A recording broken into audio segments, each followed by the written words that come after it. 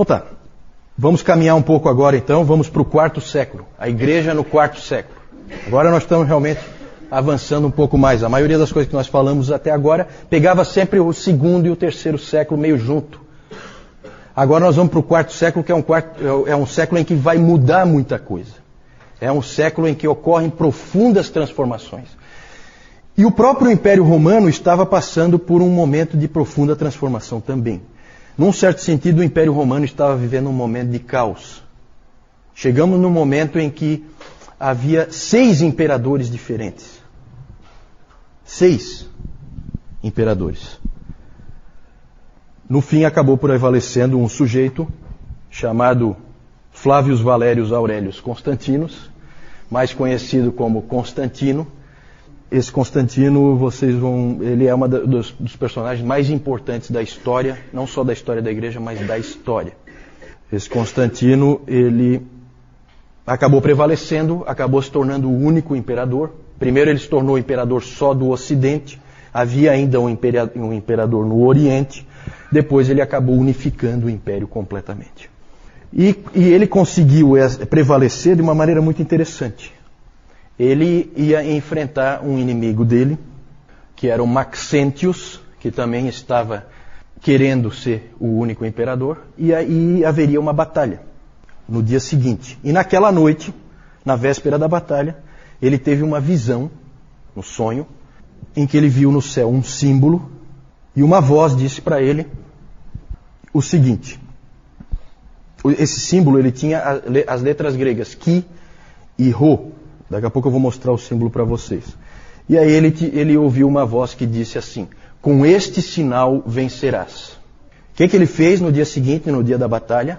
Ele acordou, botou a turma dele para trabalhar e colocou aquele símbolo em todos os escudos, em todas as bandeiras do exército dele. E aí, na famosa batalha da Ponte Milvio, é o nome da ponte onde a batalha ocorreu, nessa batalha ele realmente prevaleceu contra um exército muito maior do que o dele. E aí ele atribuiu essa vitória à visão que ele teve.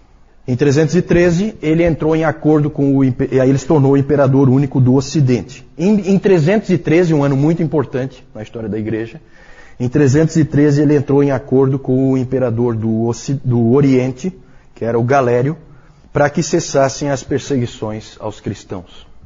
Depois nós vamos ver aquele símbolo ali, esse símbolo é chamado de Labarum.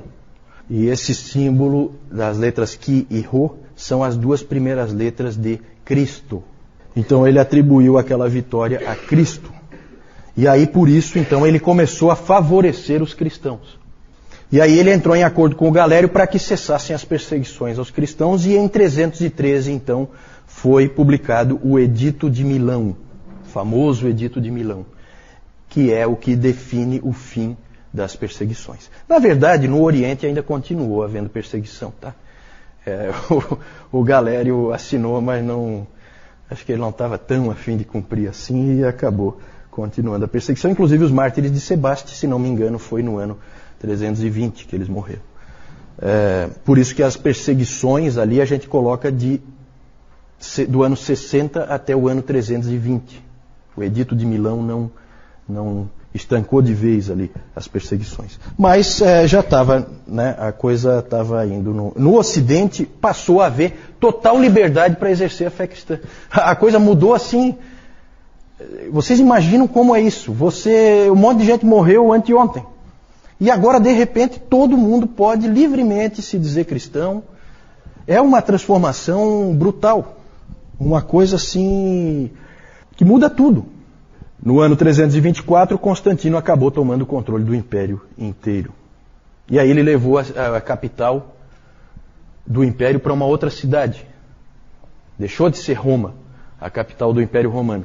Para onde que ele levou? Quem sabe? Para Constantinopla. Como é que chamava a cidade? Porque Constantinopla foi ele que deu, né? Claro, humildemente, né? O nome da cidade não era esse. Como é que chamava a cidade? Bizâncio, isso mesmo, Francisco. Ele levou para a cidade de Bizâncio, e lá então ele reconstruiu a cidade, claro, para ficar à altura do imperador, construiu um monte de monumentos, aquela coisa toda, e chamou a cidade de Constantinopla. Quem já viu Constantinopla num mapa, hoje é Istambul, né?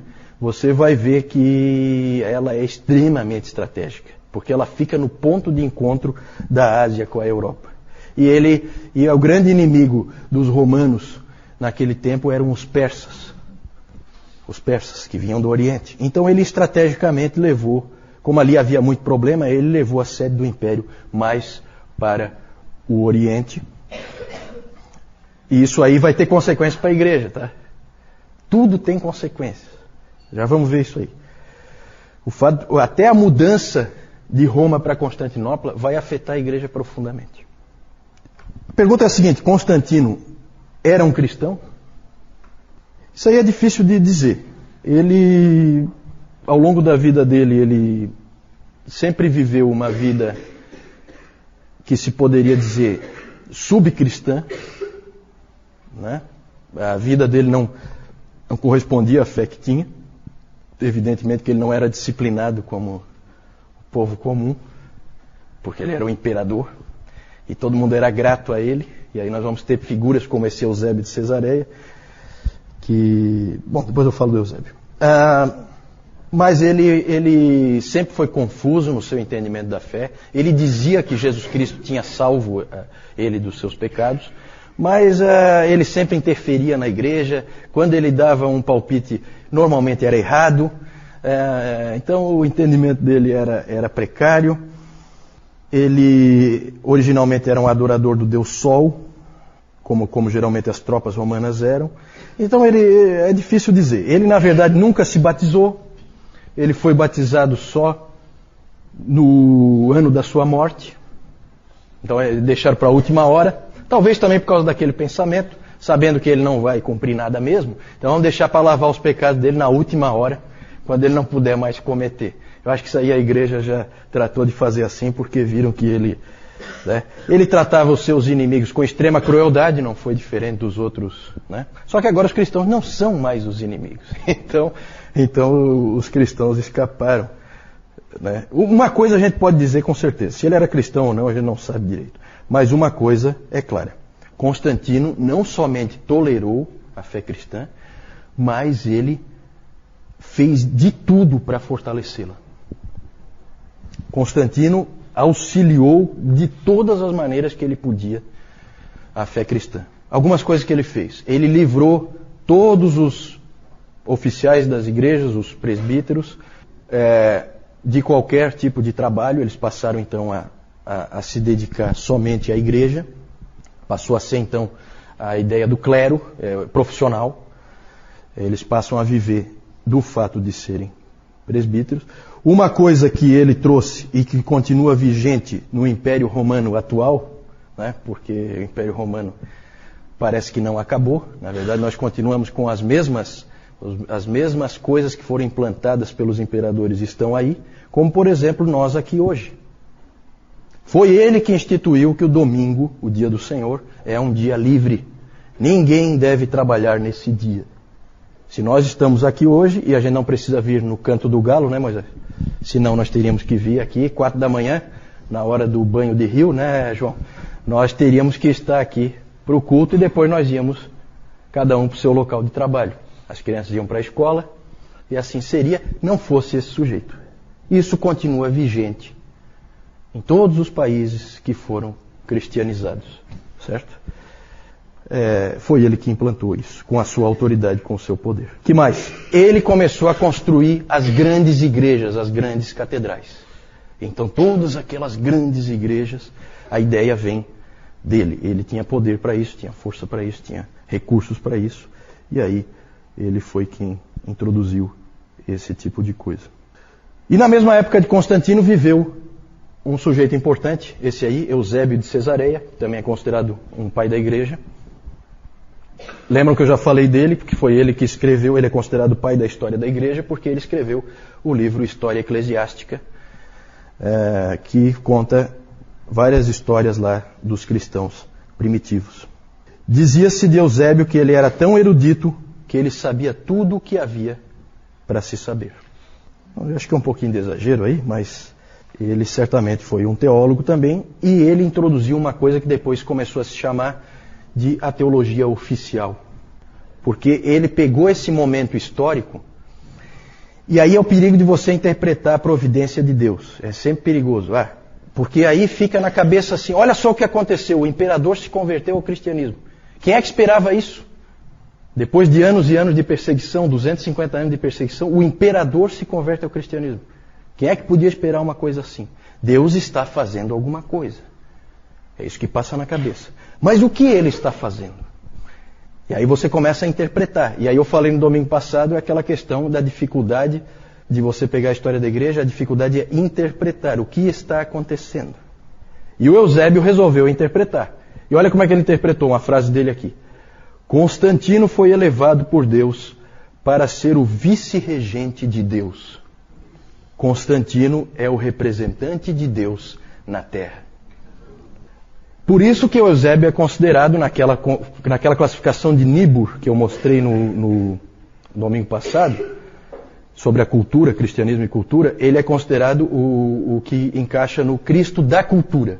Por quê? Porque o Império Romano é o reino de Deus na Terra. É assim que ele pensava. Certo? Isso aí tem uma série de reflexos, tá? Claro que toda essa ideia, toda essa noção vai ser fortemente atacada depois por Agostinho no Cidade de Deus, no livro dele. Essa ideia de que é o reino de Deus na Terra, que é o Império Romano. Não, isso aí tudo ele vai derrubar.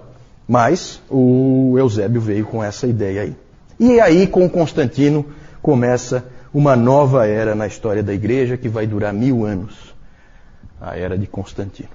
Toda a influência dele vai se fazer sentir ao longo desse tempo.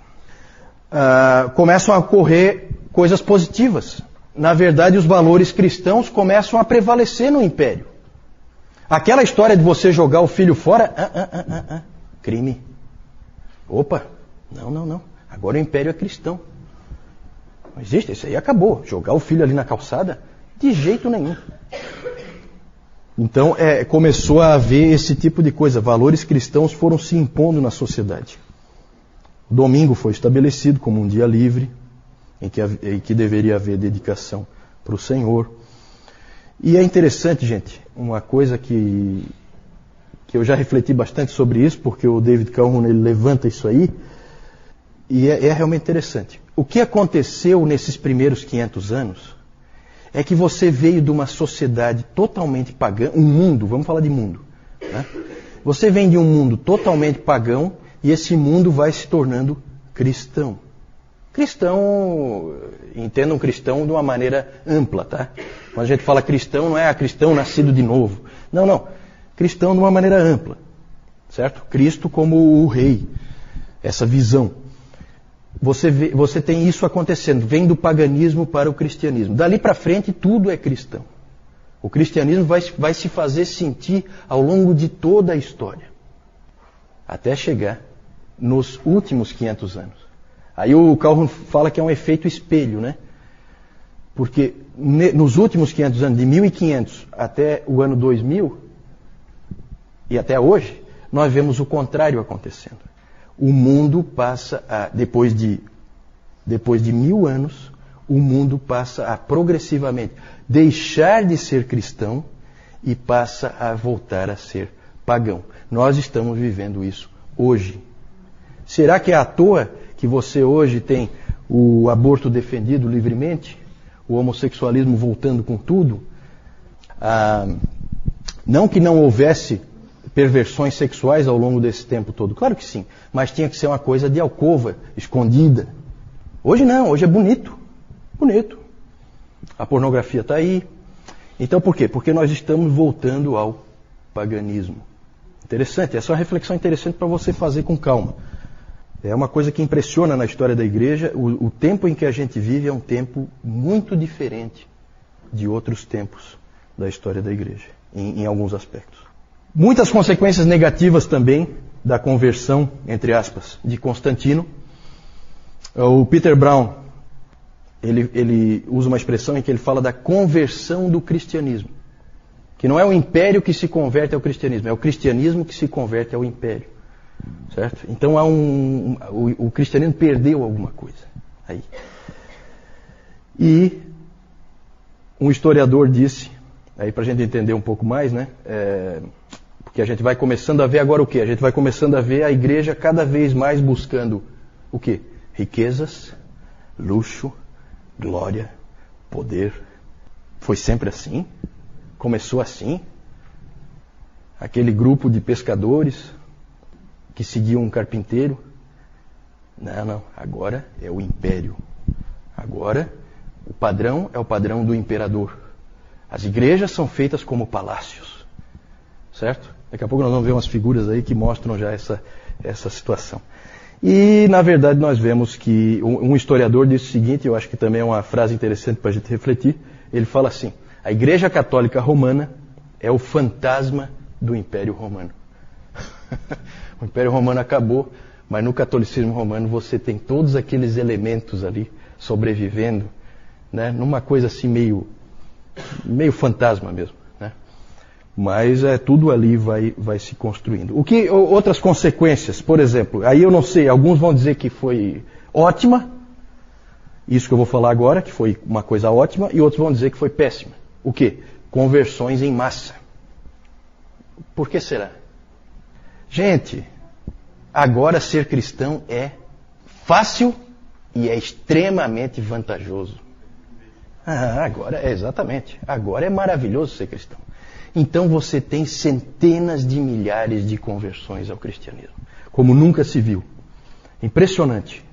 O que é um imperador, né? O imperador é um grande evangelista de massas, né? Gente, essa coisa assim de evangelismo em massa tem que tomar cuidado, porque há conversões e conversões, né? Tem que tomar um pouquinho de cuidado.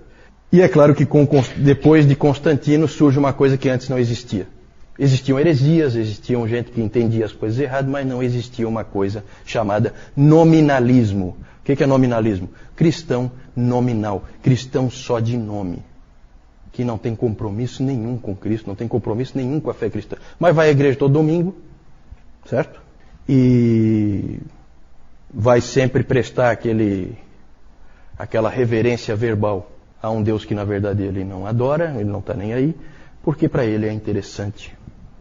E aí a gente vê de novo o fantasma do Império Romano, né, no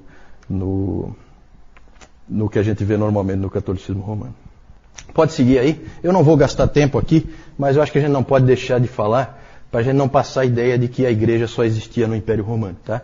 A igreja fora do Império, no quarto século, o que nós temos ali? Na Ásia, o centro da igreja, a igreja mais forte na Ásia, está na Pérsia. Existia uma igreja forte, fora do Império Romano, lá na Pérsia. Essa igreja passou a ser perseguida violentamente aí no quarto século. É interessante porque no que cessou a perseguição no Império Romano, começou na Pérsia. Talvez até pela própria cristianização do Império Romano, os persas que eram inimigos dos romanos podem ter feito essa associação de que cristãos são romanos e, portanto, são nossos inimigos. E aí houve uma das maiores, talvez a maior perseguição que já ocorreu em massa, né, perseguição em massa da história da igreja. Existem estimativas de que 190 mil cristãos persas tenham sido mortos nessa grande perseguição no quarto século na Pérsia. Isso é bem mais do que todos os mortos nos 250 anos de perseguição no Império Romano. E o interessante é que esses cristãos ali da Pérsia normalmente foram bem mais fiéis do que os cristãos lá do Império Romano. Eles apostataram muito menos, foram muito mais fiéis, na média. Claro que a gente conhece poucas histórias, porque nós temos registros principalmente do Império Romano. De novo, aquela seletividade, a gente só consegue contar o que a gente tem, e o que a gente não tem é um problema.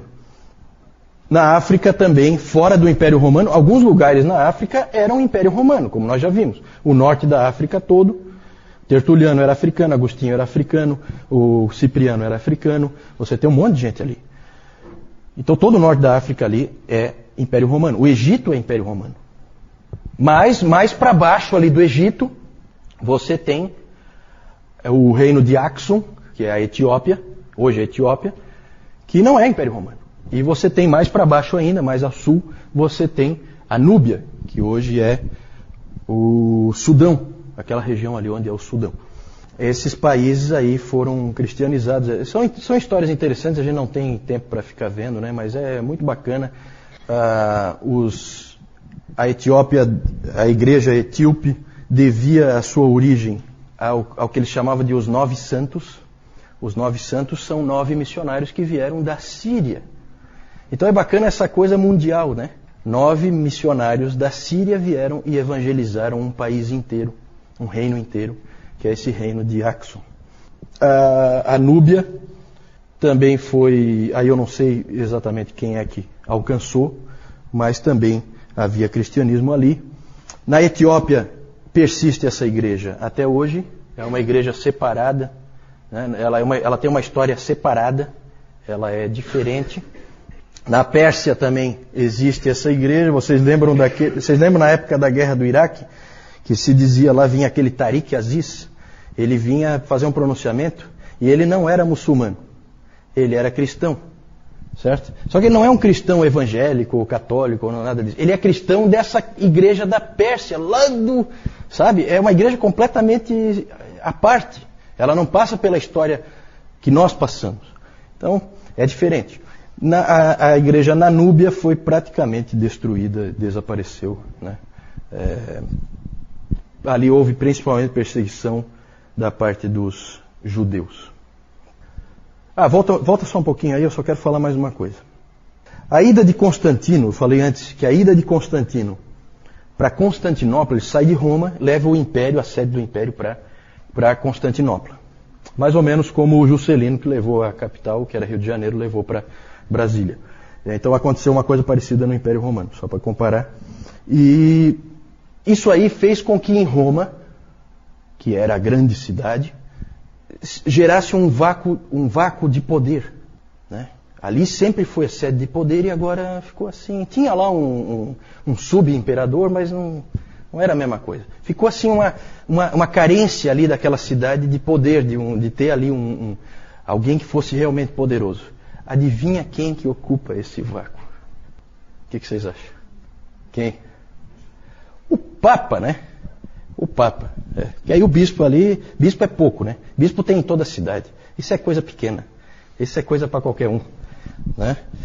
Então começam a acontecer essas coisas interessantes aí. Tudo tem uma explicação histórica. Pode passar? Só aqui rapidamente, esse aqui é o Lábarum, né? Aquele símbolo. Aqui é um quadro, evidentemente, do Constantino. Lá no cantinho está o Lábarum. Então ele vendo, com este sinal vencerás. Lá a batalha da Ponte Milvio, né, como o artista simbolizou, com uma ajuda de anjos e tal. Tudo isso aí é só arte, né? Pode passar?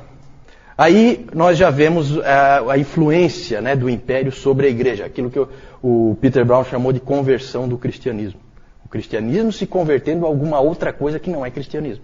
A gente vê, por exemplo, como é que começa a ser a ceia, certo? Cálice de ouro, bandeja de ouro cravejada de pedras preciosas, certo? Olha só, né? Aqui esse símbolo aí, ó, da época, né? Você tem Jesus Cristo entregando uma chave para quem? Para Pedro, e entregando um estandarte para quem? Constantino, né? Teologia oficial. Um sarcófago de um cristão. Certo? Quanto é que vocês acham que custa para você contratar um artista para fazer todo esse entalhe aqui, certo? Né? No teu leito de morte. Então começou essa coisa, luxo, pompa, riqueza, poder. Entrou na igreja. Vamos lá. Esse é o Eusébio de Cesareia, só, claro, simbolizado aí por uma figura. Vamos lá. Vamos falar agora, trocando alguma dúvida aí, nessa questão do quarto século? Não sei. A pergunta é se consta na batina dos padres esse símbolo ali, o Lábarum. Pode ser, eu até vou investigar isso aí. Pergunta interessante. Vamos ver. A pergunta da Jussara é sobre a Igreja Ortodoxa. Como é que, em que pé que está essa história de Igreja Ortodoxa, a Igreja Oriental, né? Na verdade ainda é uma igreja única, mas começam a haver traços aí de problemas. A Igreja Oriental, ela é diferente. Ela já tem características diferentes, culturalmente ela é diferente, mas aqui o próprio fato do imperador ir para Constantinopla, ou seja, ele ir para o Oriente, certo? Ainda mantém uma boa unidade, certo? Ainda não é o momento em que elas vão se separar. Na verdade, há um prestígio ao patriarca de Constantinopla pelo fato do imperador agora estar ali, na cidade dele, e não mais em Roma. Certo? Ele veio para o Oriente, né? Então, aí nós vamos falar bastante, tá, da Igreja Ortodoxa, né, um pouquinho mais para frente, tá?